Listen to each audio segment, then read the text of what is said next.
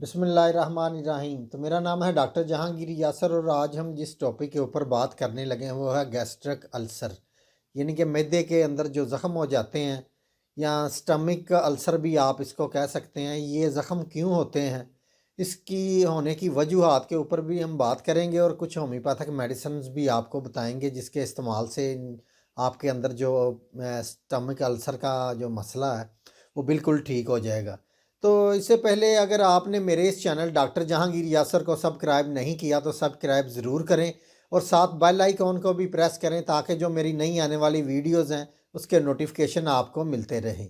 और जो ऑलरेडी मेरे सब्सक्राइबर हैं वो लाइक या कमेंट ज़रूर किया करें। बहुत सारे जो लोग हैं ये इस मर्ज़ में मुब्तला हैं, तो बहुत ज़्यादा इस मर्ज़ में तकलीफ़ भी होती है, मैदों के अंदर ज़ख़म भी होते हैं और वॉमिटिंग का भी इसमें मसला हो जाता है। तो ये सारी जो तकलीफ़ें हैं ये हमारे रहन सहन और जो हमारे खाने पीने का यानी कि माहौल है ये हमने बहुत ही तब्दील कर लिया है। यानी कि फ़ास्ट फूड, तेज़ मिर्चों का और तेज़ मसालों का जो हम इस्तेमाल करते हैं तो इसकी वजह से ये सारे मसले होते हैं। तो इसमें ये होता है कि हमारे मैदे के अंदर म्यूकस लाइनिंग्स होती हैं, रतूबात की जो झिल्लियाँ होती हैं ये हमारे मैदे के अंदर दीवारों के साथ होती हैं और मैदे को मुख्तलिफ एसिड जो से ये बचाती हैं। मैदे के अंदर बहुत ज़्यादा तेज़ाबियत होने की वजह से ये पतला होना शुरू हो जाती हैं और जो बहुत ज़्यादा एसिड है ये इनके ऊपर ज़ख़म कर देता है। तो इसकी और भी बहुत सारी वजूहात हैं, जैसे एक एच पाइलोरी एक बैक्टीरिया होता है जिसकी वजह से मैदे के अंदर अल्सर होता है या आंतड़ियों के अंदर ये अल्सर का मसला होता है। तो ये एच पाइलोरी जो बैक्टीरिया होता है ये गंदे पानी से हमारे या गंदी ग़िज़ा के ज़रिए हमारे मुंह के अंदर जाता है और मुंह से मैदे में ये जाता है और मैदे के अंदर जो अच्छे बैक्टीरिया होते हैं जो हमारे खाने को हज़म करते हैं उनके साथ मिल के उनको भी ये ख़राब करते हैं और जो हमारे मैदे के ऊपर जो झिल्ली होती है यानी कि जो इसकी जो म्यूकस लाइनिंग होती है इसको ये खाना शुरू कर देते हैं, इसके ऊपर ज़ख़म कर देते हैं, इसमें छाले बनना शुरू हो जाते हैं। तो इसमें ये होता है कि बहुत ज़्यादा जो इसके अंदर जगह जगह भी ज़ख़म बनते हैं या बाद लोगों को ये इतने शदीद हो जाते हैं कि इसका अगर बर वक्त इलाज ना करवाया जाए तो मैदे के अंदर सुराख भी हो जाते हैं। लेकिन ये जो सुराख वाला मसला है ये 100 में से किसी 1-2 पेशेंट में होता है। तो इसकी जो दूसरी वजह है वो है मिर्च मसालेदार चीज़ों का जो लोग ज़्यादा इस्तेमाल करते हैं या फ़ास्ट फूड का ज़्यादा इस्तेमाल करते हैं, बाज़ारी खाने ज़्यादा खाते हैं। तो बाज़ारी या होटल में जाके खाना खाते हैं या ठेलियों के ऊपर खाना खाते हैं तो उसमें जो गिलास होते हैं या उनके पास जो पानी होता है बर्तन धोने वाला वो बहुत ही कम होता है जिसके अंदर वो बर्तन धोते हैं। तो इस तरह अगर एक किसी शख्स को ये एच पाइलोरी का मसला है तो वो दूसरे को भी इससे लग जाता है। तो जो लोग शराब नोशी का ज़्यादा इस्तेमाल करते हैं या सिगरेट नोशी का ज़्यादा इस्तेमाल करते हैं या वो तम्बाकू चबाते हैं या तम्बाकू का बहुत ज़्यादा लोग इस्तेमाल करते हैं तो उन लोगों को भी ये यानी कि गैस्ट्रिक अल्सर का मसला हो सकता है। और जो बच्चे बाहर की जो स्वीट्स वगैरह सलांटी और पापड्स वगैरह ये गैर मेयारी चीज़ें होते हैं ये खाते हैं तो इनमें मसाला एक तो बहुत ज़्यादा तेज़ होता है, इनके इंग्रेडिएंट जो होते हैं ये इसमें बहुत ज़्यादा एसिड होता है, बहुत ज़्यादा तेज़ाब होता है जिसकी वजह से जो गैस्ट्रिक अल्सर का या मैदे के अंदर ज़ख़मों का मसला हो सकता है। तो जो लोग कोल्ड ड्रिंक्स का ज़्यादा इस्तेमाल करते हैं इसके अंदर एसिड बहुत ज़्यादा होता है। जो लोग चाय और कॉफ़ी का ज़्यादा इस्तेमाल करते हैं उनके अंदर तेज़ाबियत हो जाती है और कब्ज़ ज़्यादा रहने की वजह से भी ये मसला हो सकता है और खून के अंदर सफ़रा की ज़्यादती की वजह से भी ये मसला हो सकता है। तो ये चंद एक वजूहात हैं।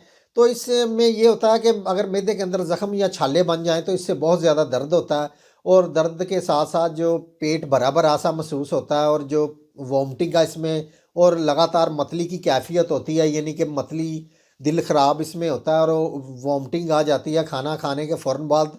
और बच्चों में तकरीबन शाम के बाद ये मसला ज़्यादा तेज़ हो जाता है और शाम का खाना खाते ही उनको वॉमिटिंग का मसला होता है, बहुत ज़्यादा पानी उसके साथ आता है यानी कि बहुत ही तकलीफ़ दे ये अमल होता है। जिन लोगों को अल्सर का मसला होता है उनकी टांगों में बहुत ज़्यादा दर्द होता है और उनको उनसे चला भी नहीं जाता, उनका वेट भी बहुत जल्दी यानी गिरने लगता है, उनको ब्लड प्रेशर हाई का भी मसला हो सकता है, आंखों के अंदर लाली और खून का भी आना इसमें शामिल है। तो इसमें जो पहली मेडिसिन है वो है अर्जेंटम नाइट्रिकम। अर्जेंटम नाइट्रिकम जिन लोगों को अल्सर के साथ साथ मीठी चीज़ें खाने की ज़्यादा ख्वाहिश होती है और उनके जो पेट के अंदर दर्द होता है वो पूरे पेट में फैल जाता है और यानी कि बहुत ज़्यादा दर्द होता है और उनका जो गज़ा वाली नाली होती है इसमें रुकावट पैदा हो जाती है, यानी कि ऐसे लगता है जैसे सांस भी साथ रुक रहा है। तो उन लोगों के लिए ये बहुत ही अच्छी मेडिसिन है अर्जेंटम नाइट्रिकम। ये आपने 30 पोटेंसी के अंदर लेनी है। इसके 2-2 कतरे आधा घूंट पानी के अंदर डाल के दिन में आपने 3 दफ़ा इसको इस्तेमाल करना है। और इसके साथ जो दूसरी मेडिसिन है वो है नक्स वोमिका। ये आपने 30 पोटेंसी के अंदर लेनी है। ये ऐसी मेडिसिन है कि आपने अगर अपनी अलामात के हिसाब से कोई और भी मेडिसिन लेनी है तो उसके साथ आपने नक्स वोमिका को ज़रूर लेना है। तो नक्स वोमिका 30 पोटेंसी के अंदर लेनी है। ये एच पिलोरी जो बैक्टीरिया है उनको ख़त्म करने के लिए बहुत ही अच्छी मेडिसिन है। ये अंतड़ियों के अंदर या मैदे के अंदर जो ये बैक्टीरिया होते हैं उनको बहुत जल्द ख़त्म करती है और पेट की दर्द को कम करती है और ज़ख्मों को ठीक करती है। तो नक्स वोमिका 30। और जो तीसरी मेडिसिन है वो है कार्बोविज। कार्बोविज 30 पोटेंसी के अंदर लेनी है। ये मेडिसिन मैदे के अंदर दर्द के साथ बहुत ज़्यादा जलन होता है और ये जलन जो गज़ा वाली नाली है इसके ज़रिए मुंह तक आती है ये जलन।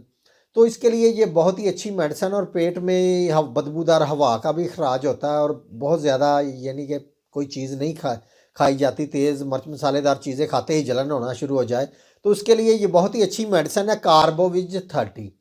कार्बोविज 30 के 2-2 कतरे आधा घूंट पानी के अंदर डाल के आपने दिन में 3 दफ़ा इसको इस्तेमाल करना है। और इस कार्बोविज के साथ आपने नक्स वोमिका को भी लेना है, यानी कि नक्स वोमिका 30 को आपने इसके साथ लेना है। तो अगर आपको इसके साथ वॉमिटिंग का बहुत ज़्यादा मसला हो रहा है तो एक मेडिसिन है एपीकॉक। एपीकॉक 30 ये आपने लेनी है 30 पोटेंसी के अंदर। अगर आपके अंदर लगातार मतली का मसला और आपके अंदर वॉमिटिंग नहीं रुक रही या वॉमिटिंग बहुत ज़्यादा आ रही है तो उसके लिए ये बहुत ही अच्छी मेडिसिन है। इसको भी आपने नक्स वोमिका के साथ लेना है। इन दोनों के आपने 2-2 कतरे आधा घूंट पानी के अंदर डाल के दिन में आपने 3 दफ़ा इसको इस्तेमाल करना है। तो इसके लिए मैं आपको एक कम्बिनेशन बताता हूँ। अगर आप वो कम्बिनेशन इसका बना लें तो वो भी इस अल्सर के लिए बहुत ही अच्छा है। तो वो जो कम्बिनेशन मैं आपको बताने लगा हूँ वो है नक्स वोमिका। नक्स वोमिका 30 में आपने लेनी है और इसके साथ बेलाडोना लेनी है। बेलाडोना ये भी आपने 30 पोटेंसी के अंदर लेनी है। तो इसके साथ जो तीसरी मेडिसिन है वो है कार्बोविज। कार्बोविज ये आपने 30 पोटेंसी के अंदर लेनी है। तीनों मेडिसिन के 2-2 कतरे आधा घूंट पानी के अंदर डाल के आपने दिन में 3 दफ़ा इसको इस्तेमाल करना है। तो इसके साथ जो आपने एक और मेडिसिन इस्तेमाल करनी है वो है हाइड्रास्टिस। हाइड्रास्टिस ये आपने क्यू पोटेंसी के अंदर लेनी है। इसके आपने 10-10 कतरे आधा घूंट पानी के अंदर डाल के दिन में आपने इसको 2 दफ़ा इस्तेमाल करना है। यानी कि इसके आपने 10-10 कतरे आधा घूंट पानी के अंदर डाल के आपने दिन में इसको 2 दफ़ा इस्तेमाल करना है। तो इंशाल्लाह ताला ये मेडिसिन आप इस्तेमाल करें तो आपका जो मैदे के ज़ख्म है या आपका गैस्ट्रिक अल्सर का जो मसला है इससे इंशाल्लाह ताला हल हो जाएगा। तो इसके साथ आपने कुछ एहतियाती तदाबीर भी करनी है। वो आपने ये करनी है कि आपने मिर्च मसालेदार चीज़ें ये बिल्कुल कम खानी है, यानी कि हल्की नमक और मिर्च का इस्तेमाल इसके साथ आपने करना है। और आप केले का इस्तेमाल करें, 2 केले आपने ज़रूर खाली पेट खाने हैं।